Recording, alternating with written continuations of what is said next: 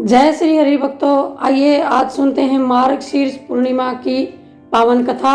और कथा शुरू करने से पहले सभी से हाथ जोड़कर प्रार्थना करती हूँ कि अगर आप लोगों को ये कथाएं पसंद आती हैं तो कृपा करके कमेंट बॉक्स में जय माता दी जरूर लिखें और अगर चैनल पर नए आए हैं तो सब्सक्राइब करके बेल आइकन जरूर दबा लें। आइए फिर शुरू करते हैं। मार्गशीर्ष पूर्णिमा, जिसे 32वीं पूर्णिमा भी कहा जाता है, हिंदू पंचांग के अनुसार शुक्ल पक्ष की अंतिम तिथि जिस दिन चंद्रमा आकाश में पूरा होता है, जिसे कहा जाता है पूर्णिमा। मार्गशीर्ष पूर्णिमा को अगन पूर्णिमा के नाम से भी कई जगह पर जाना जाता है। इस दिन चंद्रदेव और भगवान शिव जी की पूरे विधि विधान से पूजा अर्चना की जाती है। कहते हैं कि मार्गशीर्ष पूर्णिमा के दिन जो व्यक्ति सच्चे मन से पूजा करते हैं उस व्यक्ति को इसी जन्म में मोक्ष की प्राप्ति हो जाती है।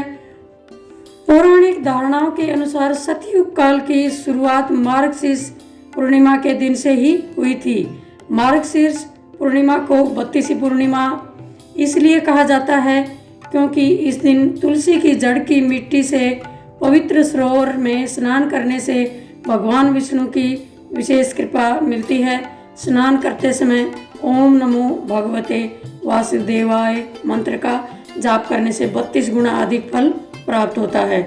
इसलिए इस पूर्णिमा को 32वीं पूर्णिमा के नाम से भी जाना जाता है। मार्गशीर्ष पूर्णिमा तिथि के स्वामी चंद्रमा को माना जाता है। पुरानी मान्यताओं के अनुसार इस पूर्णिमा पर सूर्य और चंद्रमा ठीक आमने सामने होते हैं, जिस वजह से चंद्रमा का प्रभाव मनुष्य पर बहुत अधिक होता है एवं चंद्रमा से ऊर्जा प्राप्त होती है, क्योंकि इस समय चंद्रमा सबसे मजबूत स्थिति में होता है। चंद्रमा से प्राप्त ऊर्जा से मानसिक समस्याओं से मुक्ति मिल जाती है। मार्गशीर्ष पूर्णिमा के दिन गीता पाठ करने का भी बहुत महत्व है और कहते हैं कि गीता पाठ करने से पितरों को तृप्ति मिलती है। पूर्णिमा के दिन माँ लक्ष्मी की प्रतिमा पर 11 कोड़ियाँ चढ़ाकर हल्दी से तिलक किया जाता है और माना जाता है कि ऐसा करने से घर में धन की कभी कमी नहीं होती है। आइए सुनते हैं मार्गशीर्ष पूर्णिमा की एक पौराणिक मान्यताओं के अनुसार लिखी गई कथा। पौराणिक मान्यताओं के अनुसार पुराने समय में एक बार पृथ्वी पर अन्न की कमी हो गई थी। उस समय माँ पार्वती ने अन्न की देवी अन्नपूर्णा के रूप में धरती पर अवतार लिया। उन्होंने पूरे पृथ्वी लोक पर अन्न उपलब्ध कराकर समस्त मानव जाति की रक्षा की। कहते हैं कि जिस दिन पृथ्वी पर माँ अन्नपूर्णा अवतरित हुई उस दिन मार्गशीर्ष मास की पूर्णिमा थी। यही वजह है कि इस दिन अन्नपूर्णा जयंती भी मनाई जाती है। इसी दिन त्रिपुरी भैरवी जयंती भी मनाई जाती है और माना जाता है कि इस दिन रसोई, चूल्हे, गैस आदि की पूजा करने से घर में कभी धन की कमी नहीं होती है और अन्नपूर्णा देवी की सदा कृपा बनी रहती है। मार्गशीर्ष पूर्णिमा पर सत्यनारायण की कथा का विशेष महत्व है।